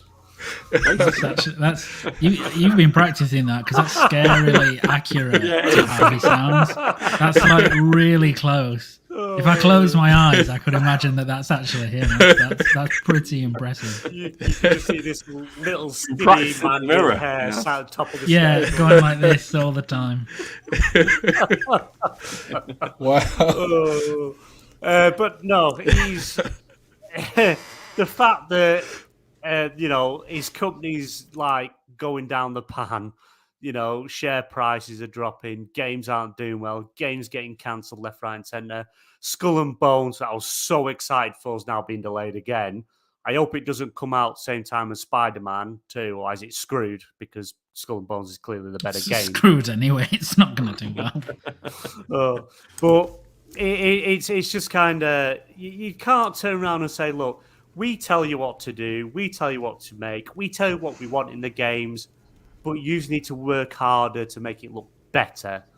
It's just ridiculous. He needs to take some responsibility. There needs to be a cull in Ubisoft. Get rid of Guillemot. Maybe he can do TV commercials or something. He'd be quite good at that, I think. Yeah. With his lovely French soft tone voice, and also a lot of the management as well. I think they need to go. I think they need to clear out, getting some fresh blood, or even let them have a bit more. Let these studios have a bit of their own direction instead of being told what they have to have, how the game has to play, and then they have to make that work somehow. It's like Assassin's Creed Valhalla. Enjoyed the game, enjoyed the story, looks beautiful. There's some amazing side quests in there, but I could just imagine, director sat there, boys, we're done, girls, we're all done, job's done, we can go home, and then phone rings. Hello, it's Mr. Guillemont here, and I need another expansion put into Assassin's Creed Valhalla, please, and make it last 20 hours with 1,000 collectibles. Yeah, all right, Ace. Yeah, all right. Phone down. Boys, girls, back to work. We need to add another 100 hours into this game. Yeah, it's just ridiculous. And the fact that you blame the people you manage, and I'm not saying he's directly managing every studio, but clearly everyone answers to him. Ubisoft, the Guillemot family have always had tight control and on the decisions that are made. And to be honest, the last time we really saw Ubisoft be good is when they were fighting off the Vivendi takeover. Yes. And we saw a change and they're doing things different. They took a couple of risks and they paid off and they saved the company. And now it's like, let's just keep doing the same thing, but make it longer and put more in. And they're not taking risks. They're not doing something different. But you can't blame the developers when clearly him and his cronies are saying, this has to be in here. This has to be in here. And we want it done this way. Or by the way, don't make plans for the next 6 years. I hope you don't really like your family because you're going to move in here while you do it all. It's ridiculous. It's about time we have a change in management. And but then again, would somebody buy them now? Because I did see some. I think it was yesterday that Ubisoft have approached a couple of different places looking to sell. or gauge interest, and they've all pretty much laughed them out the room, saying, "We don't want to touch your garbage truck that's on fire." You know, you got more sexual harassment lawsuits than what was that guy that went to prison? He was a director, Harvey Weinstein. Right. Yeah, you know, makes him look like a saint with what's going on at Ubisoft. It's awful. Yeah. But yeah, it needs the whole culture. Everything needs to change. I feel so sorry for the devs, and I wouldn't blame them if they, you know, literally walked out, quit, and went and got a job somewhere else. Because it's just a shame that they're being treated the way they are. You know, Ubisoft used to be such a nice, you know, a good cultured, creative. They had so many different ideas, all these unique IPs. And they just keep churning out the same thing, and it just plays the exact same, but with a different coat of paint. And it's a shame. It's a shame. Yeah, you know, it's the boss has to take. In my opinion, the boss has to take accountability for the failures, because when you're management, everything is your fault. It's like those games don't get made without his approval. Things don't get put in the games without his approval. So it's like the good things that are in the Ubisoft games from the past, as well as the bad things that are really making their brand stagnate. That all comes from management approval, obviously. You know, I agree with Luke about when Ubisoft games used to get you excited. You know, and they would be like, oh, another Far Cry game from Ubisoft, and you're like, hell yeah, or Watch Dogs, or Assassin's Creed, or Ghost Recon. They used to make you excited, you know. Ubisoft used to be even greater than Rockstar Games. Ubisoft used to be my favorite, publisher, without a doubt. And it's like I bought Far Cry 5 at launch, or Far Cry 6, I'm sorry. And, you know, I played the DLCs. I played Far Cry 6. I haven't played it twice. I deleted it from my hard drive because it's just not as good as the Far Cry games they used to make. But that's the story with all of their franchises. And it kind of feels like they've gotten too comfortable. Like, the thing that has saved Electronic Arts is they realized that they were on that teetering edge where they were about to fall off. And things were about to get really tough for them. And they pulled themselves back from that edge. It feels like Ubisoft is already over that edge, and the boss is completely oblivious to that and doesn't realize that yet. It's like I feel like he needs to be removed, number one. And number two, they need someone to take his place that not only is going to support the developers, but is going to say, you know what, we all have to work together to fix this, and I'm going to listen to ideas that you guys have. I'm not going to ignore them and say, hey, my idea is better than you guys. If you guys have an idea and you put it forth, that I'm going to listen to it, and we're going to make games that all of us together, support and we're really interested in, rather than just going with the ideas of management. Because up to this point, it kind of seems like that's been the problem. And until they realize that, it's never getting fixed. Yeah, I think the last event they did, where it was another dive into Skull and Bones, and then they did the Assassin's Creed event at the end of it. It was a bit of a weird way they did it, but don't get me wrong, I liked that I saw the future of Assassin's Creed and what's coming, but I would have rather just give me Mirage, give me a deep dive in Mirage, what's happening there, you know, what's the story, what's going on, show me a bit of gameplay, show me a bit of environment. Not just a CGI trailer. I would have rather had a big show of that, and then once that's released, oh, here's the next game that's coming. But the fact they've shown us games that's, probably years and years away, it's like, realistically, are all these games going to come to fruition? We don't know. Are they even going to be anything like that they've sort of hinted to? Probably not. Things keep changing. I like the idea that they're going back to quite more of a linear, smaller scale Assassin's Creed, because that's what I preferred. I'm a big Assassin's Creed fan, but I didn't like the RPG games. I did them, completed them, but I didn't like them as in, all this stuff you had to do and purposely making you go from one end of the map, which would take you an hour, just to try and waste time getting you to go across, the environment. I'd like the smaller Assassin's Creeds. I like the more of a tighter story and and things that are going on. So it's nice that Mirage is going back to that, but we're never going to see that again after that. That's it. It's done. Yeah. You know, unless it sells super well, you know, does high commercially as well as, you know, sales and things. It might change a bit of the direction of the ones that are already currently being made. Who knows? But the company's failing. It's a shame to see because there are a lot of good developers there that make good games.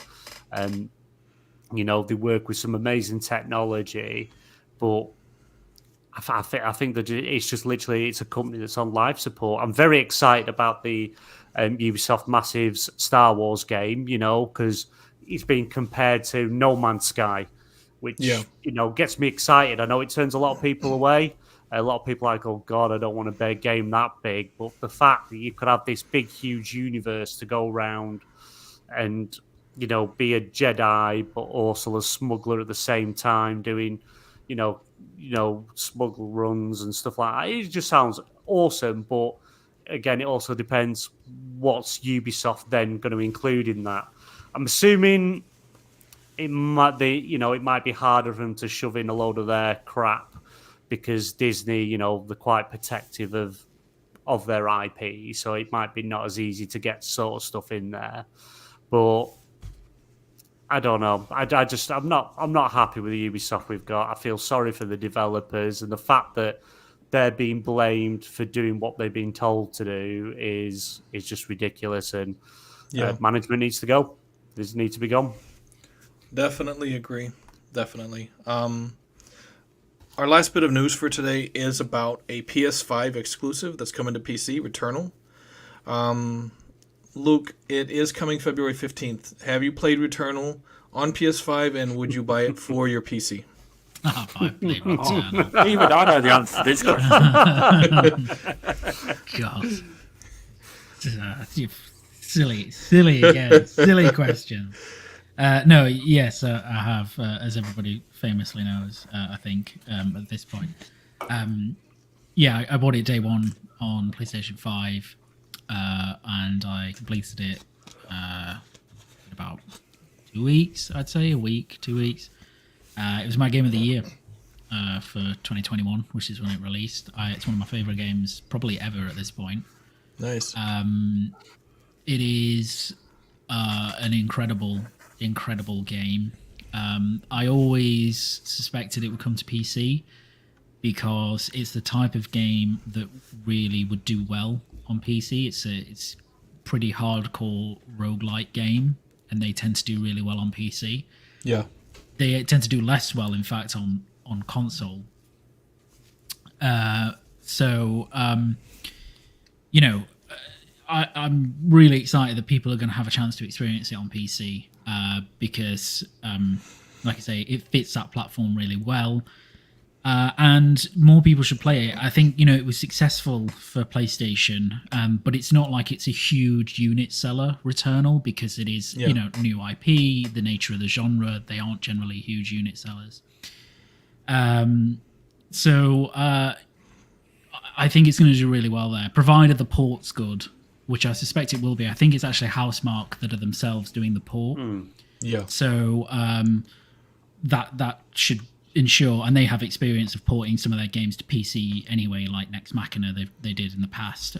So I think it'll be great, you know, and I think it will do well. And I'm really tempted to double dip and get it again because I'd love to experience it on PC. Ran great on PlayStation 5. It was a 60 FPS game, looks fantastic, really great visually, great DualSense implementation, great audio, 3D audio was excellent. You know, it's just going to kind of be that experience on PC, but really amped up. So obviously you better get higher frame rates if you've got the hardware. They're supporting DLSS as well, which is great from launch. It's got ray tracing in this one as well, which the PlayStation 5 version didn't have, apart from it had ray traced audio. This has ray traced reflections, ray traced shadows. So if you've got the hardware, you can really push this more. It comes with the DLC on PC as well, day one. Which is amazing. And it also has full DualSense support on PC as well. So, and nice. I think actually that's the best way to play that game. I wouldn't play it with keyboard and mouse. I'd literally plug my DualSense in and play it on with that because Yeah, you're going to buy that, Luke. You just probably. literally talked yourself I talked myself into it, buying it already. Talked myself into it. Yeah. It's just I think the combination of being able to it's the only thing that the PS5 version was lacking on from a technical front was resolution. The resolution was pretty dynamic, and it was typically around 1440p or lower, 1080p, because there's so much going on the screen. So to be able to kind of push brute force past that with ray tracing and then DLSS and stuff, it will make it a really phenomenal, not that it wasn't, but an even more phenomenal visual experience. So I think I will. I'll pick it up again. Of course I will. Nice. But BMG has also played it, but had a different experience to me, which I totally get. And this is probably the point I was making about roguelikes and console and that genre doesn't do as well sometimes as PC, but maybe he can extrapolate why. Yeah, BMG, share with us. Returnal is probably the worst game on the planet I have ever played. That game is so rage-inducing. I nearly snapped my DualSense in half because of that game. And I hadn't even got out of the first area and I just got killed. Did this animation, start again. Where's my weapons gone? Where's that gun I just found? Gone. Right, I'll go find it because I remember where it was. Oh no, all the world's now changed. Everything's fucking moved. It's like, ugh. Did you ever own a Mega Drive? No, because I don't like Sega. I just mean the days when you couldn't save games. Do you remember them days? No. Then I was young enough where I didn't have much to do but play games and finish the game before I had to turn it off. Back in them days. But no, it was such a stressful game. I hated every second of it. As Luke said, it looked beautiful. The DualSense features were amazing. You went out in the rain and you felt all the raindrops in your hands and the haptics with your adaptive triggers with your weapons and stuff. All that stuff was amazing. I kept dying and starting again and starting again and starting again. And I was like, no, I'm literally going to break my computer because I would have drop kicked the console out the window. It enraged me that much. You just have to play something other than Destiny 2 and get good, What, the best live service FPS game on the planet? Right. I've actually downloaded an MMO. You downloaded an MMO? On my Xbox, yes. Star Trek Online. Star Trek Online. I'm going to actually jump into that and give that a go. So I actually got that now. Nice. Could replace Destiny. It could. Stubbs, are you picking up Returnal for PC since you don't have a PS5? Well, I don't know if my PC could run it, so I don't know. I thought you said you didn't have a potato. Luke's about to tell me. He's just trying to... Yeah, I can't remember what GPU you had. It was a 60 or a 70? 360. Yeah, an Xbox 360. Yeah, no, I can't run it. I'm not very good at this. No, so I think the recommended spec is at least GPU wise is 2070. So you're well above that for recommended. So you should be good. See, now here's the downside again to PC. You had to go and look to see if your computer can even run it. You got a console. I just asked Luke. You just go, there's a game, I'll play it. Yeah, but if you just had the console, you wouldn't have to do that. You have a console, there's a game, I know it works. Play it. There's a new part out. Right, I can buy it and put it in.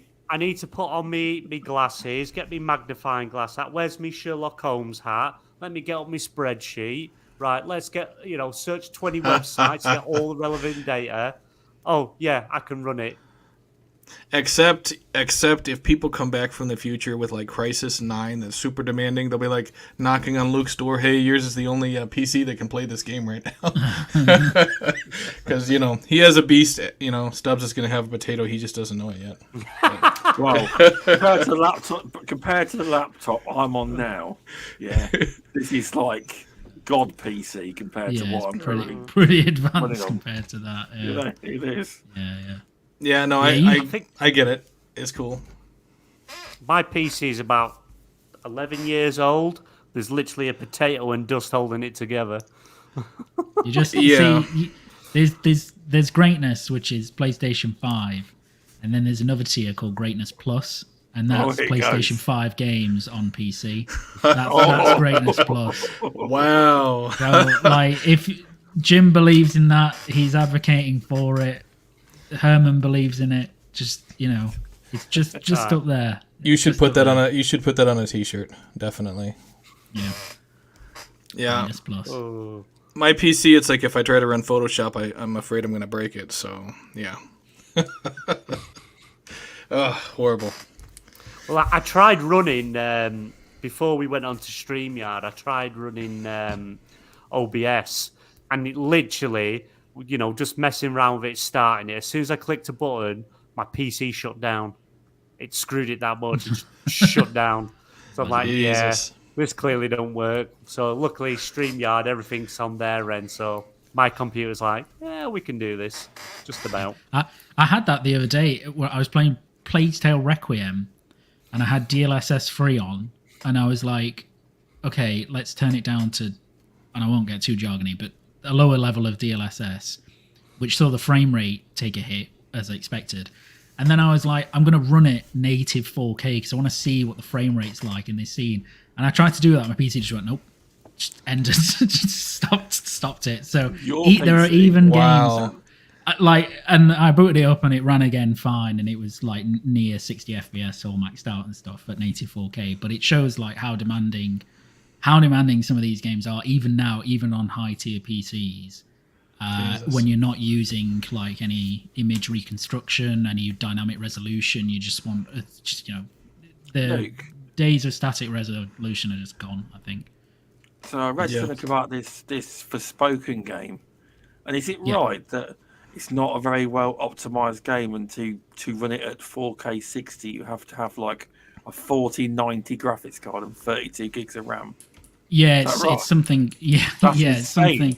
Yeah. I'll just look at the specs now, actually, because they are pretty. Insane. I was speaking about it earlier, but they are pretty bonkers. But they say, where is it? Yeah, so for Ultra, which is on their PC specs, you need a 4080 48. and 32 gigs of RAM, and they classify Ultra as 4K 60 FPS on PC. So, which is insane. Like, that's an insane recommendation for 4K 60 FPS for PC. Like even Hogwarts Legacy, the specs are much lower for that, and I think Hogwarts Legacy visually looks better than Forspoken does. So quite how they're getting those kind of specs, I don't know, but that is one of the reasons. To be fair to BMG, it's much easier at the moment playing some stuff on console because, all right, Forspoken, it's got a dynamic resolution. It goes down to 720p sometimes on PlayStation 5, but it runs at 60 FPS. It looks pretty nice. So, whereas if you want a comparable experience on comparable PC hardware, you're not gonna get anywhere near that. So, it's weird. I hope you typed all that into your Microsoft Excel spreadsheet, Stubbs. So you I have. future reference. Get that ready. But You've better been taking notes. Oh, page and crash. at least you get a calculator as well. Yep, that's true. I do. We all know Stubbs is just going to be playing Gears of War on PC anyway. I will try. Is that going to be that should surely be the first game that you try out, right? Yes, Gears of War Remastered. You can't do the OG. You got to do Gears of War Remastered. It will run amazing, the OG version. Well, actually, Yeah. I think I still got the old disc of it. 5 is really well optimized for PC as well, so you'll get really great performance out of that game. I don't think it'll work if you just put your Xbox disc in your PC. I don't think that'll work. No, I used to Don't have do that. the Gears of War 1, because Gears of War 1 was the only one that was ever released on PC. I used to have it. I don't think I've got the disc anymore. Does anyone use discs really anymore? Not really, no. No, Well, the no, PC I no. bought, PC I bought doesn't have a disc drive anyway. Yeah, so but Yeah, we- you've got put one in it. you've got Game Pass Ultimate anyway, so you've got Game Pass PC. So just get it straight off there. Oh yeah, I don't have to. Yeah. Yeah, Yeah, no, you're no, right. no. I don't have to buy the games, do I? See, you know more than he does, BMG, and you're I know. anti-PC. Yeah. I don't know. I don't even know what's I on tell you Game Pass something. PC. I know this really good trick in solitaire where you can win every time. I'll tell you later. Cheers. Brilliant. Nice. Well, that's it for this episode. Thank you so much, everyone in the chat. We greatly appreciate it, of course, everybody checking this out. And if you listen to it later on, we appreciate that so much. Share it with other people who enjoy PlayStation, or for some people who don't like PlayStation very much, but just, listen to our podcast to hear our voice. Thank you very much. We appreciate it. Luke STEEELE, always phenomenal. Luke STEEELE! Tell us where we can find you at. Yeah, we forgot the fireworks. I'm sorry. Yeah, I'll have to. You can edit those in when you upload. No, thank you very much. Yeah, always a pleasure. Even if there is PC slander going on, and I understand that PlayStation is greatness, but we gotta pull one out for our PC brethren as well. So no, thank you for having me as usual. And yeah, just easy peasy. Follow me at LukeSTEEELE90 on Twitter. Outstanding. Stubbs, where can we find you and yes, we get it, Twitter and YouTube, but specifically, where can we find you? I'm going to tell people to follow me this time. Yeah, thanks for inviting me on. It's been good. I know we tried to make it work before Christmas, but I wasn't able to come on. But yeah, I've been able to make it on. It's been really fun. The chat's been engaged. It's been some good conversation. You can follow me at StubzGaming on Twitter, StubzGaming on YouTube. This Friday, I'm hosting a talk with UK Dazarus, with a friendly pest and myself. And is that it? Yeah. Is Anime Raza there? And Anime Raza as well. We're going to be talking about accessibility since he had his stroke in gaming. Talk about the Xbox accessibility control, even mention the PlayStation accessibility controller. Just talk about in general how it is to game with limited mobility in your hands and what difficulties, etc. Loads will be covered. It should be really interesting. That'll be on the Stasis Chat YouTube channel, 9 p.m. UK time on this Friday, and then I'm back on Stasis Chat on Monday. And Luke STEEELE is on as well. BMG? Well, thank you. BMG, where can we find you? Obviously, you can find me over here on the XPN network. Obviously, I'm currently co-host on the PSNpartypodcast every Wednesday at 8:30 p.m. GMT, except for next week. Next week, we are slightly changing. We are moving to Tuesday just for next week because of the Xbox Developer Direct that's on Wednesday, which we will be live streaming. I'm not quite sure who the panel is yet. I know there's me, there's Ash. Sentinel, I think you're on, aren't you? Yeah. As well? Yeah. And I'm not sure if if Redders or Jinner are joining, but we'll see. So next week we are moving, same time, 8:30 p.m. GMT, but we'll be moving to Tuesday for next week.